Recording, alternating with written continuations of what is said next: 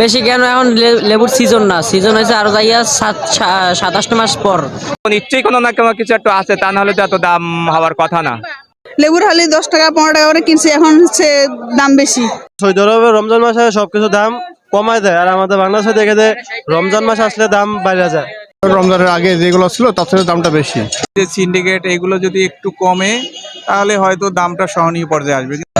বেশি কেন এখন লেবুর সিজন না, সিজন হয়েছে আরো যাইয়া 27 মাস পর, আষাঢ় মাসের সিজন। এখন লেবুর সিজন না, আর এখন যে লেবু আর ইও না।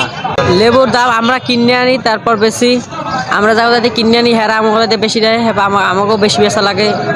বেশি মনে হচ্ছে, বেশি মনে হচ্ছে এই রমজানে 10-20। সিন্ডিকেট সেটা তো বলা মুশকিল, কিন্তু নিশ্চয়ই কোনো না কোনো কিছু একটু আছে, তা নাহলে তো এত দাম হওয়ার কথা না। সেটা তো অবশ্যই, কারণ এখন তো লেবুর সিজনের সময়। এর আগেও রমজানের আগেও দাম কম ছিল, রমজানের সাথে দাম বেশি হয়ে গেল। তুলনামূলক সব কিছু তো একটু আছে, তবে লেবুর দামটা একটু বেশি। লেবু, শসা, বেগুন এগুলো একটু বেশি বেশি মনে হয়েছে। আবার হয়তো কদিন পরে ঠিক হয়ে যেতে পারে, কারণ এখন তো সবজি সিজন, সবকিছু সিজন এখন। ফল ফলাদি বা এখন তো এরকম এতটা হওয়ার কথা না, আর একটু কম হওয়ার কথা। কারণ আমরা রমজানের আগে লেবু কিনছি 20 টাকা, 25 টাকা, 30 টাকা সর্বোচ্চ। সেইটা এখন 60 টাকা। এইটা কিনলাম 60 টাকা, এইটা কিনলাম 80 টাকা। রমজান তো বেশি হবে। গত মাসে যেটা আমরা কিনছি সেটা তো এখন বেশি দামে কিনতেছি। সিন্ডিকেট তো অবশ্যই আছে, কারণ যেখানে আমরা লেবুর হালি 10 টাকা 15 টাকা করে কিনছি, এখন হচ্ছে দাম বেশি, 40 টাকা 50 টাকার বেশি কিনার লাগতেছে। সরকারের কাছে তো বলার থাকলে অনেক কিছুই বলার আছে। আসলে এই রমজান মাসে দাম কমলে আমাদের জন্য ভালো হয়, সবার জন্যই ভালো হয়। আর আমাদের মতো আরো অনেক গরিব মানুষ আছে যারা কিনতে পারে না, তাদের জন্য সুবিধা হবে। সব জিনিস অ্যাভেলেবল হইলে ভালো হয়। লেবুর দামটা হিসাবে বেশি, কিন্তু রমজান মাস ছিল এত বাড়া উচিত ছিল না। রমজান মাসে মানে অন্য রাষ্ট্রে যেমন সৌদি আরবে রমজান মাসে সবকিছু দাম কমায় দেয়, আর আমাদের বাংলাদেশে দেখে যে রমজান মাস আসলে দাম বাইরে যায়। মূল কারণ তো এটা ভাই আমরা বলতে পারি না। আমরা তো মানে আরো যাতে কিনে না বেশি করি, ঘোরায় তো আমরা কি হইতেছে না হইতেছে এগুলো আমরা বলতে পারি না। না সিন্ডিকেট এটা আমরা বুঝতেছি না, কিন্তু আমরা জানি না। আমরা জাস্ট মার্কেটে পাইকারি কিনে আনি, আর এই যে খুচরা বিক্রি করি, আমরা শুধু এতটুকু জানি। কিনতে পারছে মনে করেন যে আগে যদি দাম কম থাকতে নিচে 1 ডজন 2 ডজন, এখন না 1 হালি 1 পিস 2 পিস এরকম করে নেয়। বেগুনের দামটা বেশি মনে হচ্ছে। বেগুন, শসা এগুলোর দামটা বেশি। অন্য রমজানের আগে যেগুলো ছিল তার থেকে দামটা বেশি, কারণ রমজানের সময় এগুলো বেশি ব্যবহার, এই কারণে দামটা বেশি। সিন্ডিকেট তো সবসময় থাকে কম বেশি, বাট এটা ধরেন আসলে সবাই জানে যে সিন্ডিকেট অবশ্যই আছে, তাহলে দামটা আরও কম হতো এই মুহূর্তে। তবে তারপর আগের চেয়ে একটু কম মনে হচ্ছে গত বছরের তুলনায়।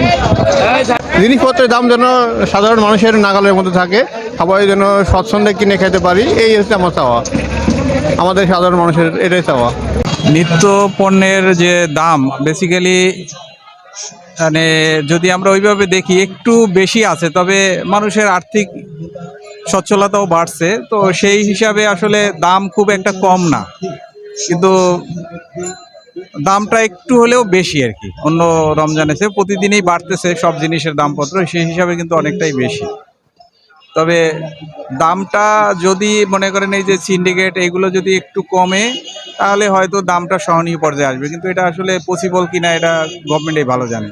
ধরেন সব জিনিসেই 5 টাকা 10 টাকা এরকমই বেশি মনে হচ্ছে। যেমন মনে করেন মাছ, আগে যেভাবে আমি মার্কেটে গিয়েছি মাছের দামটা ওইভাবে বেশি, মানে সবটাই তো একটার সাথে একটা রিলেটেড, আসলে একটা স্পেসিফিক কোনো কিছু বলা যায় না, সবটাই সবটার সাথে রিলেটেড। চালের দামও বেড়েছে, এখন সব দামে ওইভাবে বেড়ে যায়, একটার সাথে একটা কিন্তু লিঙ্কেড। অর্থাৎ আমার যদি তেল, চাল এবং ডাল এই যে পণ্যগুলো রয়েছে একেবারে নিত্য প্রয়োজনীয়, এটা যদি না সহনীয় হয় তাহলে অন্য জিনিসের দাম তো আলটিমেটলি বাড়বে, এটা তো আপনি ধরে রাখতে পারবেন না। এটাই হচ্ছে বেসিক সমস্যা। না চাল ডাল এগুলোর দাম বেড়ে যাচ্ছে, আলটিমেটলি সব জিনিসের দাম বেড়ে যাচ্ছে। তেলের দাম, বিশেষ করে তেল, এটার দাম এখন ধরেন একটু কমছে, কিন্তু কমছে কতটুকু? এখন আপনি বাড়ালেন 20 টাকা, কমালেন 2 টাকা, তাতে তো লাভ নাই। ওইটা তো আসলে লাভ হয় না কারো, এইটা বিবেচনা করতে হবে আসলে। বাজারে সিন্ডিকেট এখন দেওয়া আছে, ফলে সিন্ডিকেট আছে, ফল ফুল যারা বিক্রি করে তাদের ভিতরে সিন্ডিকেট আছে, নিশ্চয়ই কিছু না কিছু সিন্ডিকেট আসছে, নাইলে তো আরো দাম কম করা উচিত।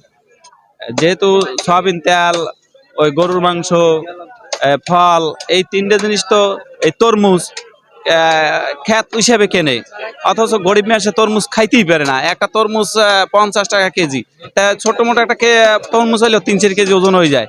তা গরিব মানুষের জন্য তো তরমুজ ফল কেনাই সম্ভব। গত রমজানে তো অত মনে নাই, তবে এখন মোটামুটি কম, মানে রিজনেবল বলা যায়। লেবুর দাম, লেবু আজকে কিনে নেই যে দাম বেশি, লেবুর দাম বেশি। রমজান আসলে লেবুর দাম বাড়ে, বুঝলাম না।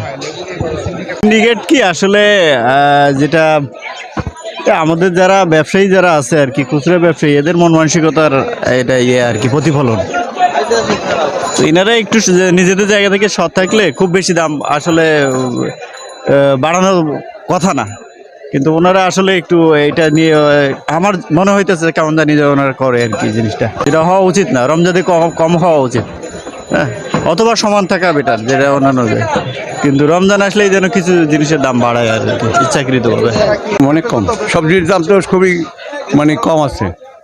গত রমজানের সুবিধার মার আর বর্তমান সবজির দাম অনেক ভেরিয়েশন কম আছে মোটামুটি। আপনার গত সরকারের থেকে এই সরকারের দিয়ে কম আছে। সিন্ডিকেট তো সব সময় আছে, এখনো আছে, কিন্তু এখন একটু কম আর কি। লেবুর দাম একটু বেশি, আর এখন তো লেবুর সিজন না, এই কারণে দাম একটু বেশি। আর রমজানের চাহিদা বেশি, সিজন নাই, সরবরাহ কম, দাম একটু বেশি।